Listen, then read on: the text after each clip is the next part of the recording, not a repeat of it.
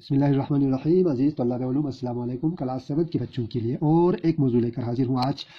تو پیارے بچوں، آج میں نے جو موضوع چنا ہے وہ ہے برسات کی بہاریں. آپ کے اردو میں جو ایک نظم ہے، اردو کتاب میں ایک نظم ہے برسات کی بہاریں، اسی کی ایک جو ربائی ہے، پہلی ربائی کو لے کے آیا ہوں. اسی کی ہمیں آسان اردو میں ہمیں سلیس کرنا ہے. تو پیارے بچوں، آج اسی ربائی کو ہم سلیس کریں گے، آپ تک پہنچائیں گے. تو پہلی ربائی ہے یہاں پہ، پہلی ربائی کی آسان اردو میں سلیس ہے. اس ہوا میں کیا کیا برسات کی بہاریں، بوندوں کی لہلہاہٹ باغات کی بہاریں، سبزوں کی لہلہاہٹ باغات کی بہاریں، بوندوں میں جمجماہٹ قطرات کی بہاریں، ہر بات کے تماشے ہر گات کی بہاریں، کیا کیا مچی ہے یارو برسات کی بہاریں. تو ایک نظم ہے آپ کے اردو نصاب میں، اکبر اعلی آبادی کا لکھا ہوا ایک نظم ہے برسات کی بہاریں. اسی کی ربائی نمبر 1 کو ہم نے اسی کی سلیس کرنا ہے، کیونکہ آپ کے ایکسرسائز میں وہاں پہ اشارات کی مدد سے سلیس کرنے کے لیے کہا ہے. تو اسی کو ہم سلیس کریں گے. تو اکبر اعلی آبادی اس نظم میں، ربائی میں، نظم کی اس پہلی ربائی میں برسات کے موسم کی منظر کشی کرتے ہوئے فرماتے ہیں کہ برسات کے وقت جو ہے ماحول یا ہوا یا فضا جو ہے کتنی خوشگوار ہوتی ہے، ہمیں اور کتنی خوشگواری کا احساس ہوتا ہے ہر کسی کو. تو برسات میں کھیت جو ہے کھلنے لگتے ہیں، لہلہانے لگتے ہیں، باغوں میں بھی خوبصورتی آ جاتی ہے، باغوں میں خوبصورت آ جاتی ہے، خوبصورتی نکھار آ جاتی ہے، رونق اور چہل پہل پیدا ہوتی ہے. تو بارش کی بوندوں کی آوازیں جو ہے یا بارش کی جو رمچم کی آواز جو ہے انسان کے دل کو بہت خوش کرتا ہے، خوشگوار لگتی ہے ہر کسی کو.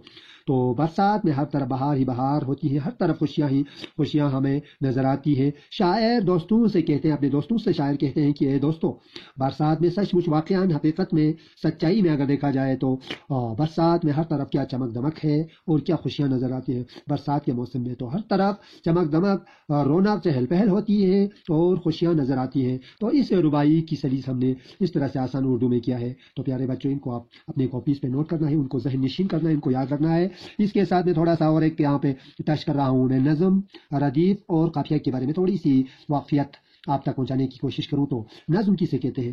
تو بار بار ہم نے آپ کو اس بارے میں بتائے تھے، سمجھائے تھے کہ نظم عبارات کا وہ نام ہے جس میں کلام یا بات کو سادہ لفظوں میں، الفاظ میں تربیت سے ظاہر کرنے کو ہم نظم کہتے ہیں. تربیت، سلیقہ مندی سے، تمیزداری سے یا نئے ڈھنگ سے، انداز سے اس کو ظاہر کرنا، اس کو نظم کہتے ہیں، کسی بات کو کہنا.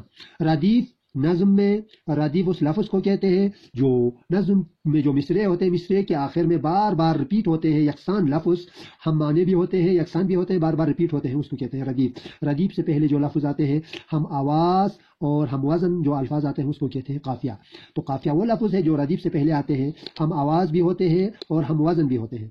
ردیف جو ہے یکساں ہوتے ہیں ایک، تو دوسرا ہم معنی ہوتے ہیں ردیف. تو یہاں اگزامپل کے ذریعے، ایک شعر کے ذریعے، دل نادان تجھے ہوا کیا ہے، آخر اس درد کی دوا کیا ہے. اس میں ہم ردیف اور قافیے کو الگ آسانی سے کر سکتے ہیں. کیا ہے، اوپر بھی ہے نیچے بھی کیا ہے، سیم ہے، یہ دونوں سیم ہے اور اس کے میننگ بھی سیم ہے. تو اس کو ہم ردیف کہتے ہیں. ردیف سے پہلے جو لفظ آتے ہیں جو ہم وزن بھی ہوتے ہیں، ہم آواز بھی ہوتے ہیں.